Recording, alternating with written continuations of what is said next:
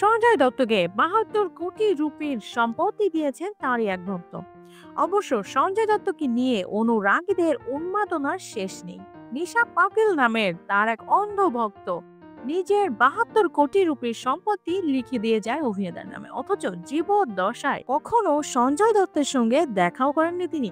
বরাবরের মতো পর্দায় দেখে এসেছেন অভিনেতাকে। তবে এটি কিন্তু ২০১৮ সালের ঘটনা। নিশা নামে সেই অনুরাগী ৭২ কোটি রুপির সম্পত্তি তার নামে লিখে দিয়ে গিয়েছেন বলে শুনে তো অবাকই হয়ে গিয়েছিলেন সঞ্জয় দত্ত। মুম্বাইয়ের বাসিন্দা ৬২ বছরের নিশা পাতিল জটিল অসুখে ভুগছিলেন। মৃত্যুর আগেই তাই নিজের সব সম্পত্তি লিখে দিয়েছিলেন সঞ্জয় দত্তের নামে। অভিনেতা ব্যাংক অ্যাকাউন্টে সব টাকা পাঠিয়ে দিতে একাধিকবার ব্যাংকের চিঠি লিখে পাঠিয়েছিলেন নিশা।